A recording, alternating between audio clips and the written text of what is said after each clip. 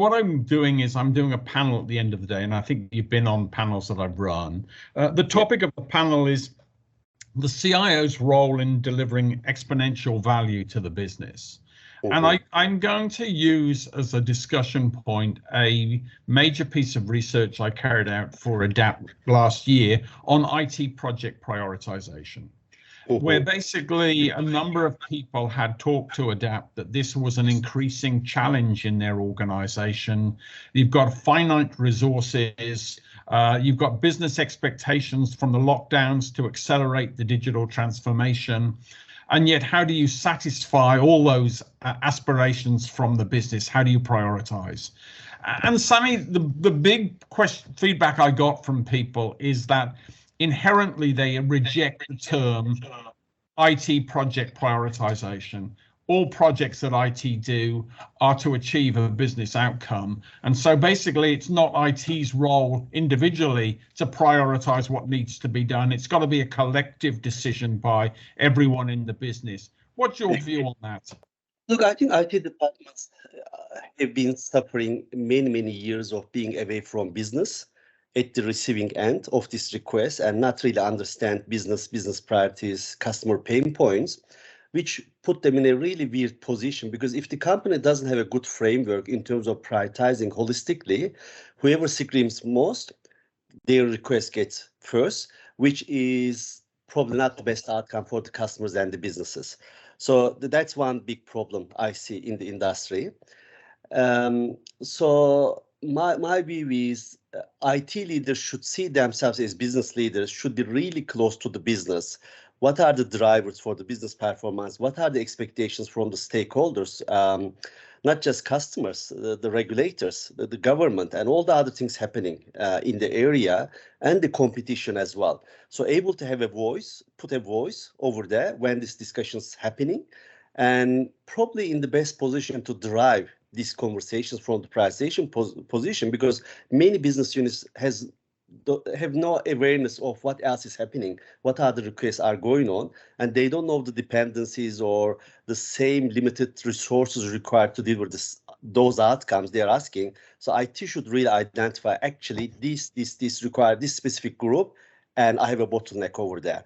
So my view is, I think as technology leaders, we should really drive these conversations, being in the center or helping whoever driving this framework.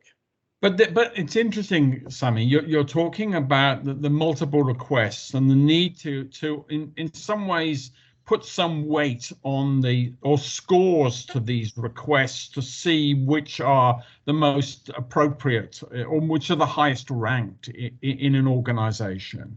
And one of the people I interviewed said, look, I've been a CIO for X number of years, and I've never found an identical figure for value that everyone agrees in. You know, in a mining industry, life and death in a mine is value. How do you put a financial value on that? What is your thoughts on how you score projects and rank them? Yeah, I think your question answers half of the question. Financial value might not be the right answer. Maybe we need to develop something else. At the end of the day, not all the organizations are for profit, especially if you think about the government, it's all about service. So we really need to develop new frameworks to get this prioritization right. Obviously, financials is a big one, so I will not ignore that, but there are some other factors. I think the safety, you mentioned that the compliance are really big things, hard to put on dollars, and you can actually, there are some frameworks, even in the cyber, there are some frameworks to turn everything to financial value, but it is really depending on the industry and the organization, what is really matters for them. What really matters for them? Like some of them, their prestige might be like the ultimate highest thing for them versus compliance versus something else. So I don't think there'll be one framework, one thing will fit all of them. But otherwise, as you said, if there's no one common understanding, you will never speak the same language. You'll just argue each other. This is more important because of X, and someone else says because of Y it's more important, and you have no chance to come a common base because you don't have a common language to talk. Well, how do you bring the business together to have to agree what those metrics are? Yeah, I think first of all, I'm repeating myself as the framework, the word framework. I think we should really develop that and sign from the top that this is how we measure things, this is how we, and then you should have a forum, and that forum should have a governance as well as a process to waiting, to debating, etc. Otherwise, yeah, it's just an ongoing debate. Like in Bupa, we develop a forum. We call it a hub, and within the hub, we have some criteria in terms of how to weight the request, the customer impact, the compliance, the risk, some weighting around it. So you start the conversation with some kind of science as a starting point. And some of the things comes as no-brainer, very clear, black and white, versus some more blur. And this is where you need that discussion. And this is where that forum comes in place as an important thing, but not only for the prioritization, but when things going on, you know that projects will delay, things will go wrong, resource challenges, etc. So you have to reprioritize as an ongoing. It's not just the prioritizing upfront. Okay, this delayed. I was planning this finished, then this will start now. It's not happening. So what I'm doing now, especially in IT in that position, because you are the one delivering, and three different projects asking the same resources. So how will make the call? Who will wait? So this is why you need that forum and that discussion ongoing. So this is why you need a governance and a framework to able to facilitate those discussions. Otherwise, you'll try to catch the tail. You'll try to talk to people, and always someone is upset. But once you make it clear, if someone has a voice to put, then they can escalate. Otherwise, no one is allowed to talk or ongoing debate. It's also for the delivery teams, Peter, because those people are not part of those platforms. Maybe they don't have access all the information, but once you put there, everybody knows that what matters, what's priority over others. Okay, I want to come to a point you made earlier, Sami, which was IT as a role to actually influence what the business does.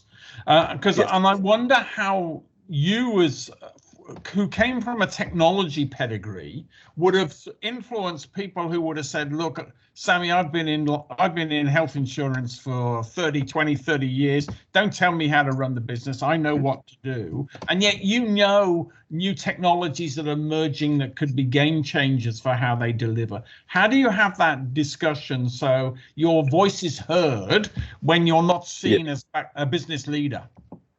Absolutely. I think if you are not in that discussion very early, starting from setting the strategy through developing the ideas, it's too late you to influence if business comes with some mature ideas to you. So the way I handled many years and the framework we created in Bupa, I signed a contract between technology and the business with 5 key principles. And one of the key principles is the leader in IT looking after a specific business function should be part of that leadership team and should be part of every strategy, every prioritization discussion within that department. So this is how you will learn what's happening, what are the pain points, what are the struggles. Then you can proactively influence them, what might be the right solution to address them through technology or through some other means.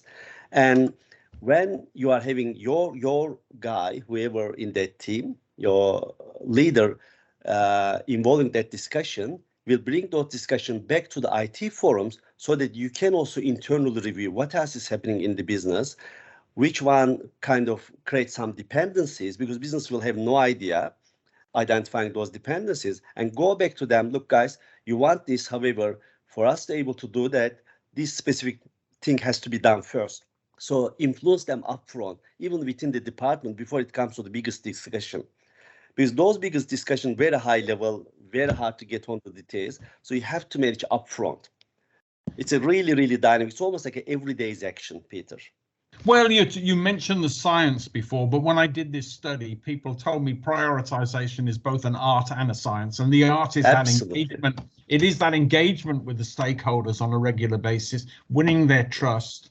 And what I'm also hearing is the challenge that you need to sometimes reschedule your priority list. you know, things change on, and you need to be open to that sort of dialogue, reallocating people to new tasks. Absolutely. But what I picked up there also, Sami, was you're talking there about accountabilities. And it's understanding when you're generating value, people know the part they play in achieving that. And it's not one person's not holding all that responsibility. Yep. Yep. Agree.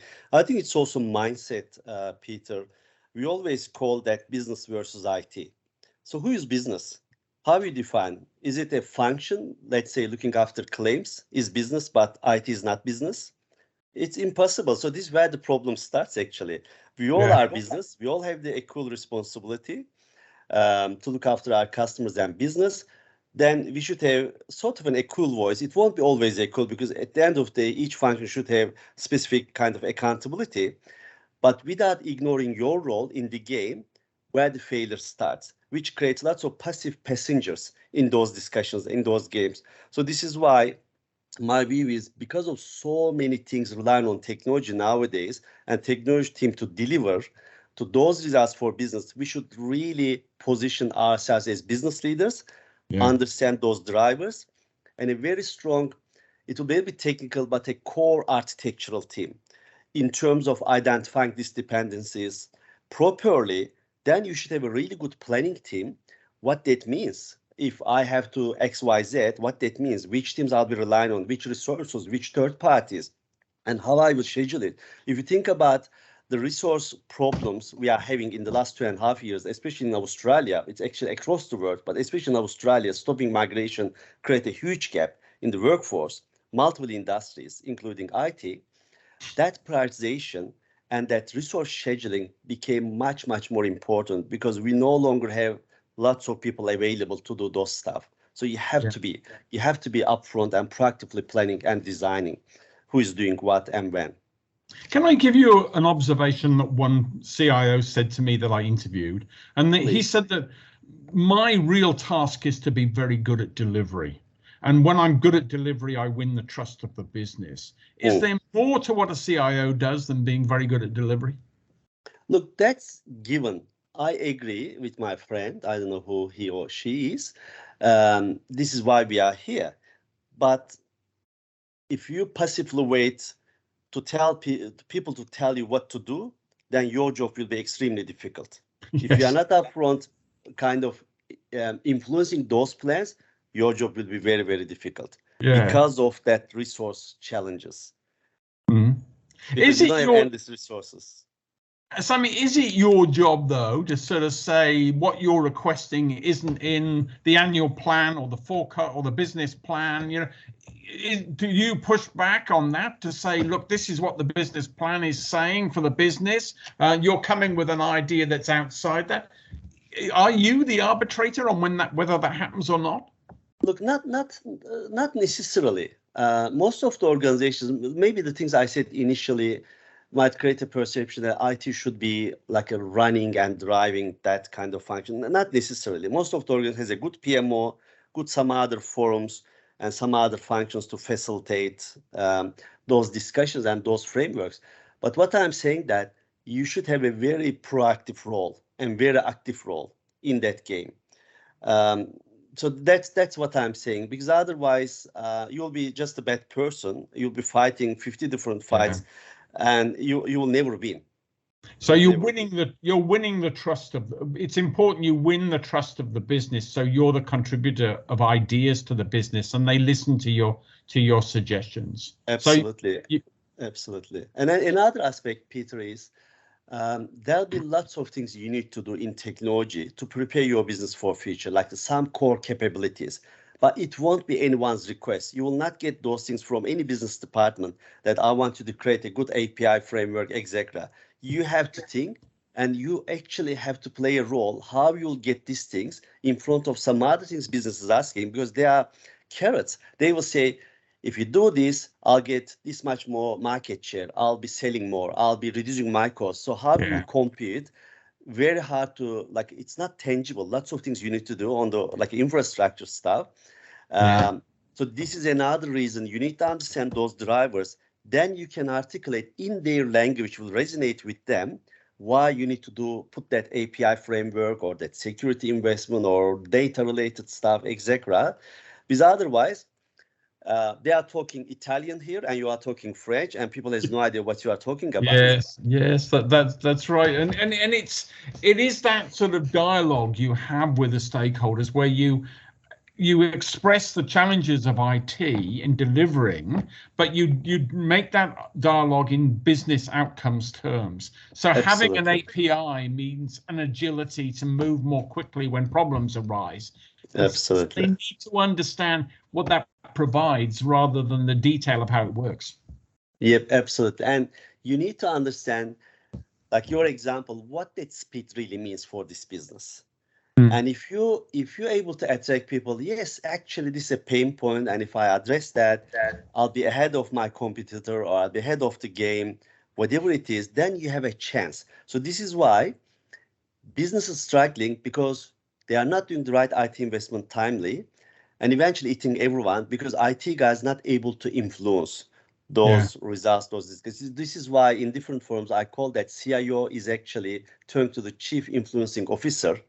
As well as in the past, chief innovation officer kind of things. You have to proactively bring those ideas together or combine together with other projects. Okay, if you want to do it, this is the best way to do it, because next time you'll do it faster because you have this, whatever the flexibility or capability you are building, part of that delivery. But what you're saying, what I'm hearing there, Sami, is that the value you're talking about is business outcomes to people. So you need to look at the problem I think with technologists is we get so embroiled in the technology, we don't realize we're doing it to create outcomes that are good for the business, and we need to have that sort of mindset when we're in dialogue with them. Absolutely. Like even from the risk management perspective, there are so many risks we carry, but we are not able to articulate why business should care about it. Or something, let's say end of life, there's a risk. I have to renew this because end of life. But what's the risk? Can I accept that risk? Maybe that risk versus not doing something else are not that important. Maybe it can wait another 2 years to invest something else.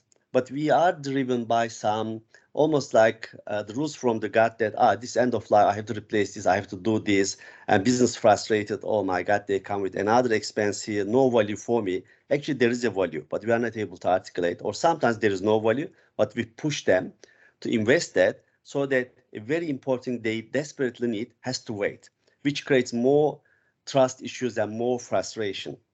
I think this prioritization is really helpful. If we are transparent enough and able to articulate all these whys, they will trust us most, then our job will be 10 times easier. Yes, that's right. But there is a close link between prioritization and project management, because the better you do project management, your burn rate for projects is faster, so you can do more work. So the priorities reduce because you're getting through more things. Absolutely.